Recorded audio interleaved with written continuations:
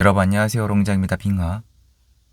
잘 지내시죠? 전 정규로 정신없이 지내고 있는데요. 이번에 토어제 이슈 때문에 기사가 도배가 됐더라고요. 그래서 여러분들이 어떻게 받아들이고 계실까, 제 의견을 말씀드리면 이해에 조금이라도 도움이 되지 않을까 하는 마음에 영상을 하나 준비하자 이렇게 계획을 했습니다.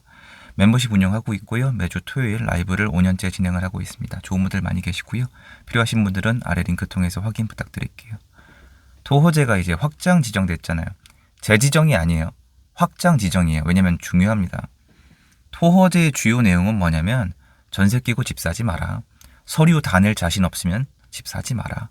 실제 거주할 거 아니면 집 사지 마라. 이런 걸 골자로 하고 있거든요. 집 사는 걸 어렵게 만들겠다라는 거예요. 거래량을 줄이겠다는 거죠. 주요 입지를 지정을 했었는데 지정한 다음에 거래는 줄었지만 가격은 올라왔었습니다. 그러다가 이번에 2월 달에 갑자기 풀었죠. 5년 만기가 5월 달이었는데 오세훈 서울시장님이 2월 달에 갑자기 푸셨어요. 근데 이때 시장이 자극을 받아서 막 올라가면서 신문 기사에서 집중 조명을 했었는데요. 이게 하다가 너무 많이 올라가 버린 거예요. 그래서 갑자기 급하게 짧은 시간 안에 재지정, 확대 지정을 했습니다. 이번에는 강남, 서초, 송파, 용산의 모든 아파트예요.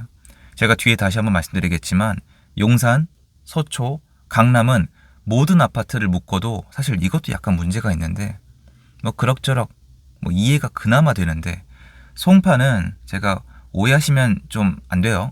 송파는 모든 지역이 좋은 아파트, 부자 아파트가 아니에요. 여러분도 다 아시잖아요. 송파는 굉장히 넓어요. 근데 송파 전역의 아파트를 묶어버렸죠. 당연히 부작용이 있을 수밖에 없겠죠. 자, 이번에 2월 달에 토호제 지정할 때 어떻게 된 건지 제가 좀 설명을 해드리겠습니다. 제가 작년 말부터 상저하고가 아니라 상고하고를 본다고 말씀을 드렸고 그건 제 전망이고 주장이었던 거예요. 여러분 뭔가 대단한 제가 앞을 내다본 게 아닙니다. 왜 그러냐면 대출이 풀리면 시장을 다시 간다라고 말씀을 드렸고요. 그거는 전국에 해당을 했죠. 그래서 이번에 2월달, 3월달에 거래량이 늘어난 게 많은 분들이 체크를 안 하시던데 서울 주요 입지만 거래가 늘어난 게 아니고요. 전국이 다 늘어났습니다. 가격의 변동의 차이가 있었잖아요. 여러분 일단 이거 하나 가져가세요. 사람들은 매매가의 변화가 일어나고 그게 신문기사에 일어나야만 인지를 하는 거지 똑같이 거래량이 늘어도 시장이 살아난다는 생각을 안 합니다. 근데 사실 시장이 살아나려면 여러 가지가 선제 조건으로 갖춰줘야 되는데 거래량 늘어나는 것도 그 중에 하나인데 안 보는 거죠. 그래서 이번에 거래량이 늘어난 건 전국 단위예요.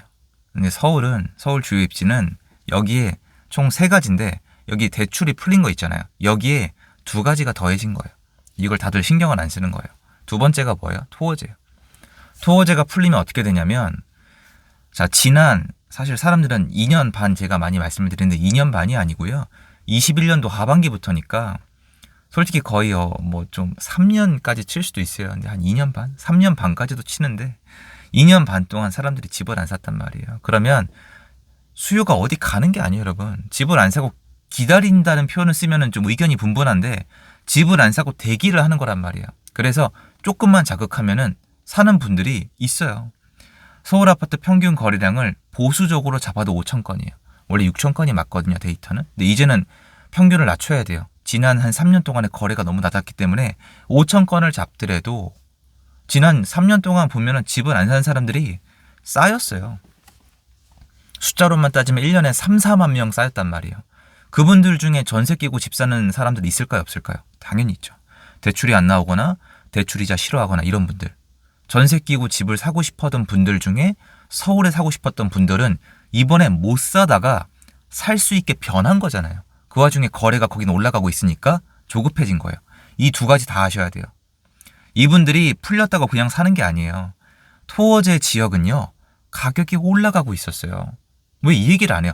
풀려서 올라간 게 아니고요. 이건 모든 데이터로 증명 가능해요. 올라가고 있었어요. 올라가고 있는데 규제를 풀었잖아요. 그래서 제가 뭐라고 했잖아요. 가격 올라가는 지역에 규제를 푸는 사람이 세상에 어디 처음 봤다고. 정치적이라고. 이거예요. 가격이 올라가고 있는데 수요를 풀어줬어요. 그럼 마음이 어때요? 급하잖아요. 그러니까 몰려들죠. 이 수요가. 그렇게 많지도 않을 텐데. 대출을 풀렸죠. 토어제, 이 수요를 풀어줬는데 가격이 오르고 있었잖아요. 이 전혀 다른 얘기예요. 3번째는 뭐예요? 포레온 입주. 포레온 입주가 2월, 3월에 마무리 단계이기 때문에 시장에 주는 데미지가 없어 보이겠지만 있어요, 분명히. 빈집이 쏟아지는데 데미지가 어떻게 없어요? 과학적으로 말이 안 되는데 눈에 안 보이는 것뿐이에요. 왜냐면 한국은 매매가가 변하지 않으면 신경 안 써요. 지방도 신경 안 쓰잖아요, 지금. 그래서 세 가지 수요가 몰려들면서 급등 구간이 만들어진 건 맞아요. 자, 그래서 토호제를 다시 묶었는데 다시 묶었다고 하시는 분들은 페이크예요. 엄청 확대 지정을 했죠. 아까 말씀드렸잖아요. 그럼 지정이 될 때 어떻게 됐냐? 전세 낀 집은 안 팔렸단 말이에요. 못 팔아요, 토호제 때문에. 이거 막판 스파트. 그리고 억울하게 묶인 지역들은 이제 겁이 나죠. 전세 끼고 못 팔 테니까. 여기도 막판 스파트인데 이것 때문에 매물이 확 나오거나 급매가 늘어난 효과가 있었어요, 현장에는. 근데 아파트 단지별로 너무 달랐어요, 이게. 그리고 이게 중요한 게 아니에요. 두 가지가 중요해요, 두 가지가. 첫 번째, 이 급매가 팔렸냐가 중요합니다. 제 말이 맞죠? 이 급매가 팔린 단지가 있고요. 안 팔린 단지가 있어요. 근데 문제는 뭐냐면 급매가 팔린 단지도 호가가 쫙 올라가다가 이 호가 기준 급매잖아요. 이게 다 팔린 지역이 있고요. 근데 어쨌건 이것도 가격 하락으로 나오겠죠. 그리고 이게 또 이번에 토호제가 확대 지정이 되는데 억울하게 묶인 지역이 있잖아요. 여러분 다시 한번 느낌을 봐봐요. 강남 느낌 있죠. 서초, 용산, 송파 어때요? 송파는 전 아파트가 부자 아파트가 아니에요. 그래서 아마 여러분 보시면 아마 지금쯤 기사에 송파가 많이 나올 거예요. 왜냐면 제가 나가봤을 때 송파가 꺾였거든요. 왜 꺾였냐? 억울하게 지정됐으니까. 집을 못 팔게 생겼으니까 막판에 밀어내는 거라면 그분들은 왜 그러냐면 빨리 집을 팔고 똘똘한 한 채를 만들거나 빨리 집을 팔고 송파가 딱 올라타기 좋아하는 분들이 많이 계시거든요.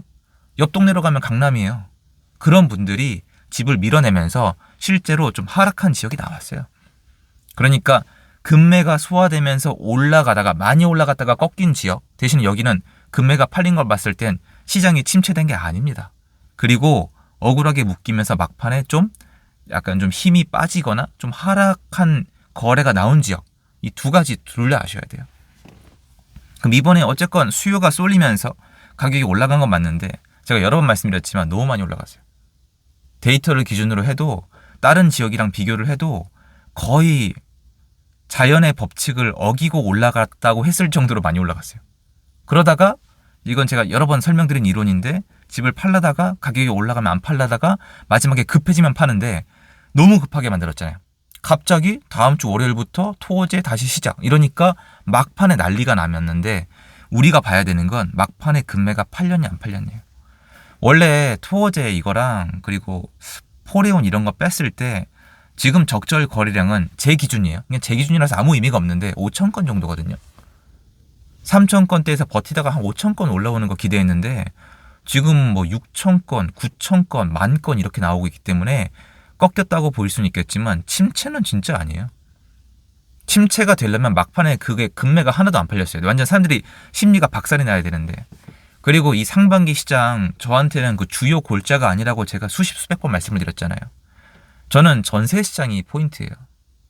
그러니까 지금부터 우리가 봐야 되는 거는 사실 크게 두 가지죠. 첫 번째, 이번에 토호제 지정 그리고 그 다음에 재지정 확대 지정을 봤을 때 시장이 정말 침체가 됐느냐? 노. 그럼 두 번째, 전세 시장이 정말 문제라고 봤을 때 토호제 지정은 어떤 역할을 하느냐? 전세 시장의 수급 불균형을 더 심화시키죠. 제가 기다리는 시장은 왔을 때 이제 더 무서운 모습일 거란 말이에요.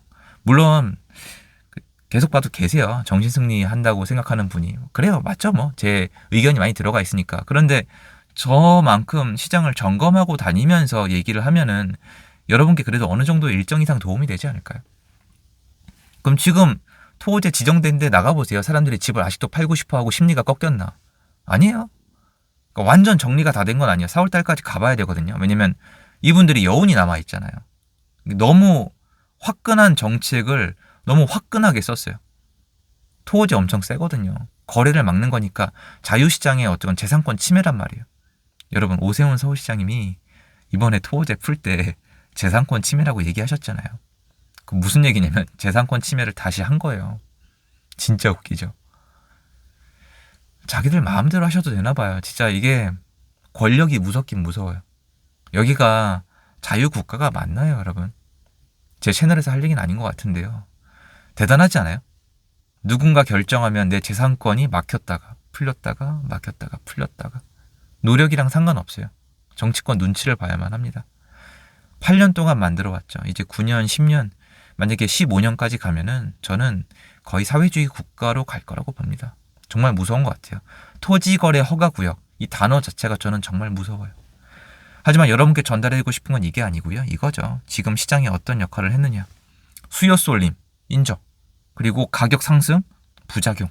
그리고 재지정, 뭐 이해 가능인데 확대 지정 좀 너무하지 않았나. 그래서 결론은 너무 많이 올라갔다가 꺾였다. 그리고 억울하게 꺾인 지역 나왔다. 그리고 부작용. 전세 시장의 수급 불균형을 더 심하게 할 것이다. 그때 가서 다시 풀어도 늦으니까요. 그래서 여러분들은 저랑 같이 제가 지금 토어제 뭐 풀렸다. 이게 주요 포인트라고 말씀드린 적이 없죠. 전 이걸 시장의 주인공이라고 본 적이 없어요. 말씀드린 적도 없고. 이게 아니에요. 그런데 제가 기다리는 시장의 예는 더욱더 기름을 붓게 될 겁니다. 그 시장을 함께 기다리고 기회를 잘 만들고 그때 가서 잘 이제 여러분이랑 이걸 나눌 수 있으면 좋을 것 같습니다. 그거 말씀드리고 싶어서 영상 만들어 봤고요. 내용 도움됐으면 좋겠습니다. 늘 감사드리고요. 좋은 하루 되세요.